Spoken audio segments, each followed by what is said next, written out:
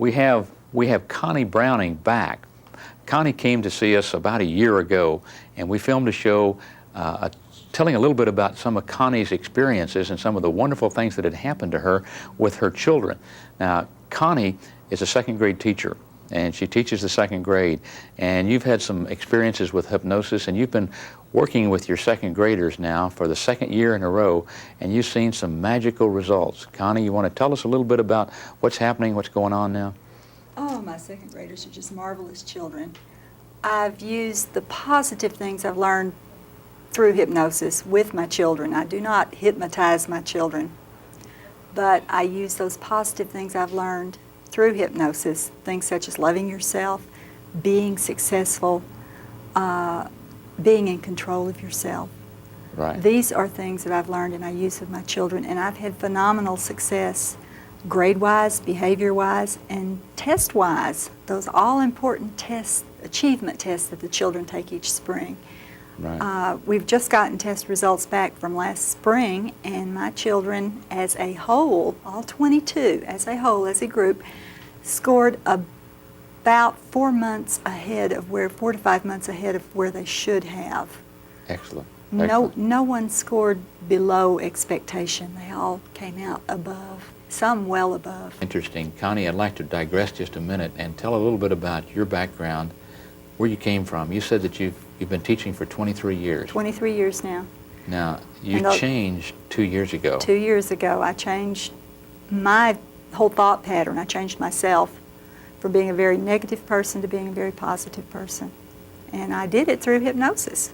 Yeah, you took our training program in the hypnosis. Path training program and learned all sorts of neat things about myself and turned myself into a happy person. One of the things, when you first came, and I had forgotten all about it, you were sharing that you were so depressed when you first came that you were feeling like, well, what's the use of even going on?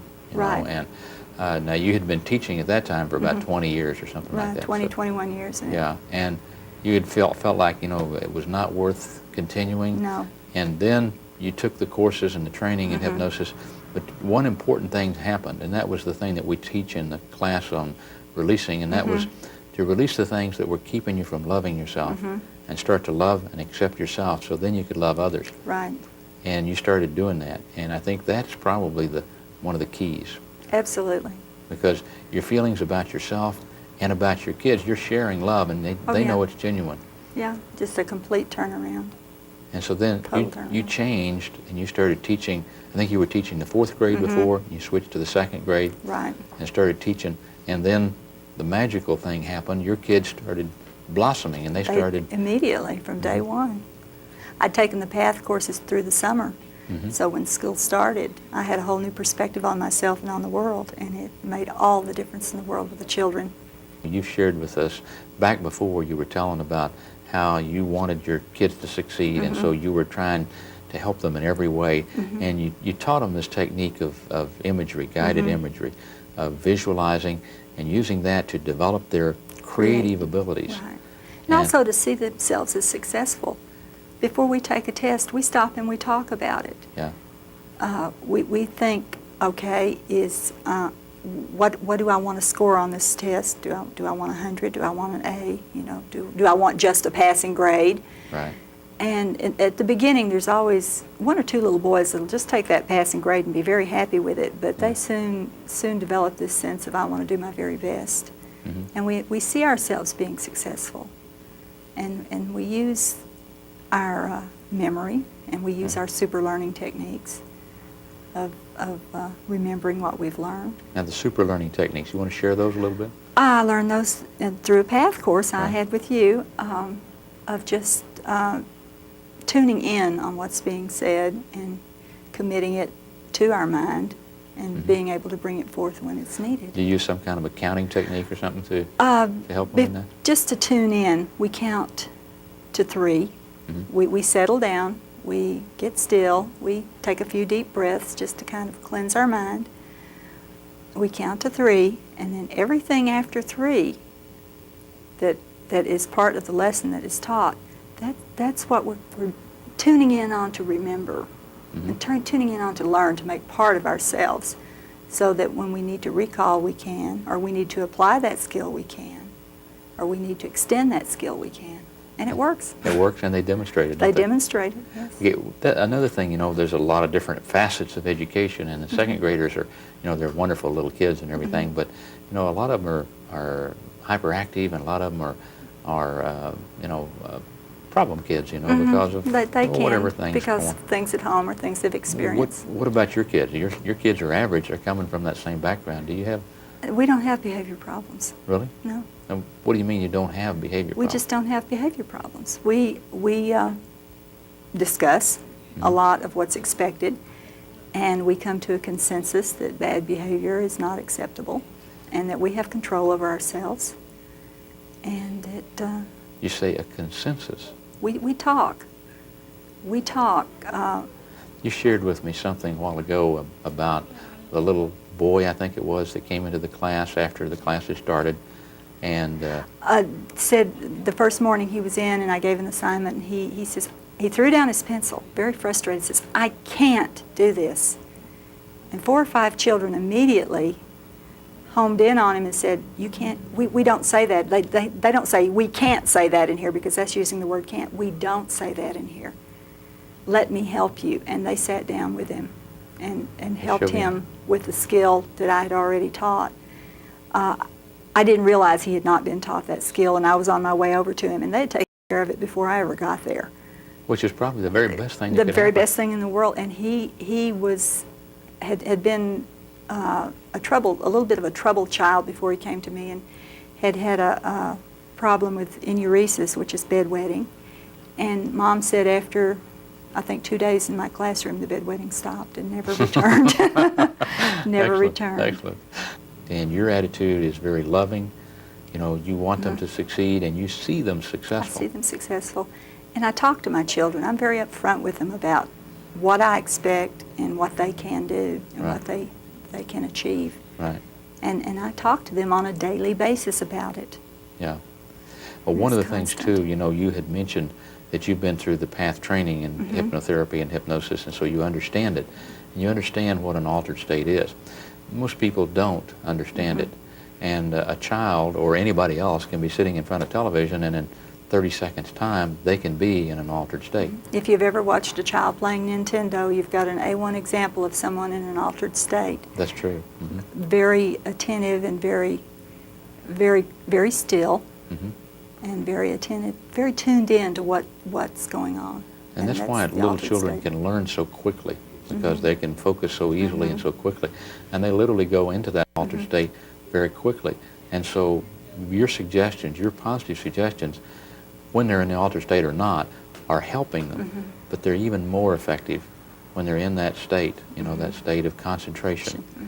And using the guided imagery and those tools and those ways to help. It's not hypnosis. No, it's because not. it's the same thing as watching television. That's exactly right. And But if what it's doing, it's helping them to change in all kinds of ways. Stop bedwetting, to improve their deportment. Like you said, you don't have any problem children at No. all. No. You don't have any kids that act out. None of them. No. Do the Not other- for me. Do the other classes? Do the other Yes, they do. Now, some of my children, when I will admit, when they go to another teacher for physical education or music, a couple of the little boys kind of tend to not be as tuned into that teacher and behave as well for her as they do for me. But I just don't have the classroom problems. My children all accepted each other as they were. I mean, that's just something we are accepting of each other. Okay, but that's what you teach, isn't That's what I teach. Well, I accept them as they are as they come through that door. it? Yeah. I mean, some are grubby little kids, and some are ill-behaved children, and some are ill-mannered children, but that's okay.